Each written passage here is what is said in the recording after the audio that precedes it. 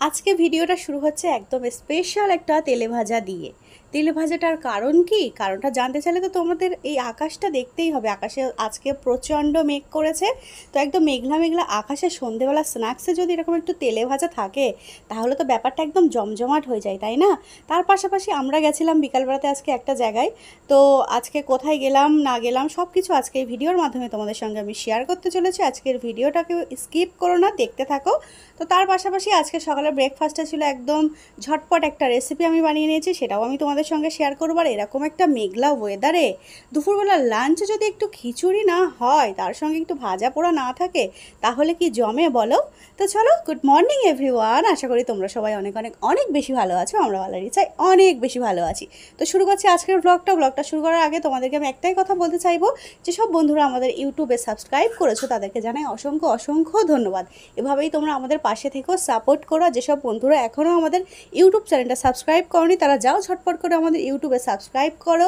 Video ভালো লাগলে অবশ্যই একটা লাইক করো, কমেন্ট করো, শেয়ার করো। তো দেখো, সকালবেলাতে আমি চলে এলাম রান্নাঘরে, একদম ঝটপট একটা ব্রেকফাস্ট রেডি করে নেব। তো এইখানে আমি ব্রেকফাস্টটা রেডি করে নিয়েছি।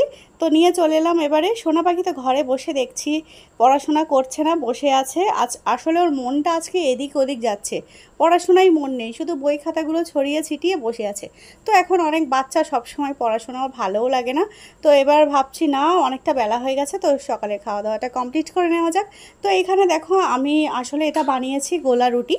এর মধ্যে আমি পেঁয়াজ লঙ্কা দিয়েছি, আটা দিয়ে পেঁয়াজ লঙ্কা দিয়ে একটু লবণ দিয়ে, আর তার মধ্যে দিয়েছি দুটো ডিম। ডিমটা দিয়ে ভালো করে একটা ব্যাটার রেডি করে নিয়ে আমি এটা তেলে একটু ভাজা ভাজা করে নিয়েছি পরোটার মতো। তো এটা এখন টক দই দিয়ে সকালের ব্রেকফাস্টে এটাই আজকে হবে। আর আজকে আমি রান্নার কিছু তোমাদের সঙ্গে শেয়ার করতে পারলাম না, তার কারণ হচ্ছে যে হাতে সময় অনেক কম ছিল, অনেকটা লেট হয়ে গেছিলো আরও ঘরের অন্যান্য কাজ করতে করতে। তো সেই কারণে একদম চলে এলাম সোজা দুপুরবেলা। আর আজকে তো তেমন কিছু রান্না হয়নি, মানে একদম চালে ডালে খিচুড়ি করিয়ে দিয়েছি, মানে বসিয়ে দিয়েছি, ঝটপট হয়ে গেছে। তার পাশাপাশি আমি ঢ্যাঁড়স ভাজা করেছি, মাছ ভাজা করেছি, আর শসা লেবু, আর হচ্ছে পটল ভাজা। এই হচ্ছে আজকের মেনু। তো মেঘলা মেঘলা একদম আকাশ। আমি তো ভেবেছিলাম ভীষণ ঝমঝম করে বৃষ্টি আসবে, কিন্তু বৃষ্টি তো হলো না। বরঞ্চ এমন হাওয়া দিল যে সব মেঘ মানে আকাশ থেকে কোথায় গায়েব হয়ে গেল বুঝেই পেলাম না। তো চলো, ঠান্ডা ঠান্ডা ওয়েদারে একদম খিচুড়িটা ভালোভাবে এনজয় করছি। সোনা পাখিকে আগেই খাইয়ে দিয়েছি, সোনা পাখি খেয়ে দিয়ে আমার পাশে বসে আছে। কারণ মাঝে মাঝে সোনা পাখিটা কী করে, একা একা নিজে হাতে খেতেই চায় না। তো মাঝে মাঝে একটু যখন ওর প্রিয় খাবার দাবার রান্না হয় না, তখন একটু গালে তুলে খাইয়ে দিতে হয়। তো সোনা পাখিকে খাইয়ে দিয়েছি। আর এখন বসে বসে আমি একদম গরম গরম খিচুড়িটা অনেক মজা করে করে খাচ্ছি। এখানে দেখো লেবু চিপে নেব আমি ভালো করে। তো লেবু দিয়ে সমস্ত ভাজা দিয়ে একদম আজকের খাওয়াটা জাস্ট ওয়াও, একদম ফাটাফাটি। আর আমরা তো বাঙালি, আমাদের এরকম একটু বৃষ্টি বৃষ্টি ওয়েদারে একটু তেলে ভাজা, তারপর হচ্ছে একটু খিচুড়ি সবারই মানে অনেক বেশি পছন্দ। খিচুড়ির পাশাপাশি আরও যদি থাকে একটু চিকেন কষা কিংবা মাটন কষা, তাহলে তো আর কোনো কথাই হবে না। তো এই হচ্ছে ব্যাপার। তো এইখানে আমি বসে বসে অনেক মজা করে খিচুড়ি খাচ্ছি। তো খাওয়া দাওয়ার পর সোনা পাখিকে আজকে আর আমি ঘুমাতে দিলাম না। তার কারণ হচ্ছে আজকে আমরা একটা জায়গাতে একটু গেছিলাম। তো আজ হচ্ছে আমরা গেছিলাম হচ্ছে মায়ের হালখাতা করতে। আসলে আমাদের অনেক পুরানো একজন মানুষ আছে, যেই মানুষের কাছ থেকে আমাদের আশেপাশে অনেকেই অনেক কিছু নেয়। আমি তো ছোট থেকেই মাকে দেখছি যে ওনার কাছ থেকে সমস্ত শাড়ি, বেডশিট, আরও যা কিছু লাগে সব কিছু নেয়।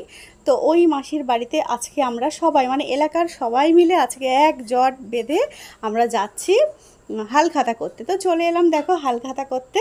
তো এইখানে পুচকু বাচ্চারা বসে আছে, সোনা পাখি তো বসে আছে। অনেক ভালো লাগছে, কারণ বিকালে সবাই হাঁটতে হাঁটতে এসেছি, বেশ ভালোই লাগছে। আর আকাশটা একদম মেঘ ভরে আছে, সেই কারণে আরও বেশি ভালো লাগছে ওয়েদারটা। তো ওনাদের বাড়ির মধ্যে ছোট্ট একটা বেশ সুন্দর একটা মন্দির আছে, মন্দিরটাও বেশ সুন্দর, আর চারপাশের ভিউটাও অনেক ভালো, সে কারণে তোমাদের সঙ্গে শেয়ার করলাম। আর এখানে দেখো ওনাদের বাড়ির সামনেই একটা ছোট্ট বাড়ি আছে, বেশ ছোট্টর মধ্যে অনেক সুন্দর লাগলো, সেই কারণে শেয়ার করলাম। আর এইখানে আছে আমার সব ভাবিরা, চাচিরা, বোনেরা সবাই মিলে এখানে বসে আছে, আর অনেক মজা করছে সবাই। এখানে হালখাতা করতে এসেও অনেক বেশি মজা হয়েছে। আর একজন হচ্ছে সবার হালখাতাটা মানে কমপ্লিট করে দিচ্ছে, আর সোনা পাখিটা ঘুরে ঘুরে বেড়াচ্ছে। আর আমিও এখানে বসে বসে ভাবছি একটু ভিডিও ক্লিপ নিয়ে নিই, তোমাদের সঙ্গে শেয়ার করব। সেই কারণে তো এইখানে বসে আছে আমার আরেকটা বোন, ও তো হেসে পুরো গড়াগড়ি খাচ্ছে। মানে এমনই কিছু এখানে কথাবার্তা চলছিল যে স্বাভাবিক, হাসিটাই স্বাভাবিক।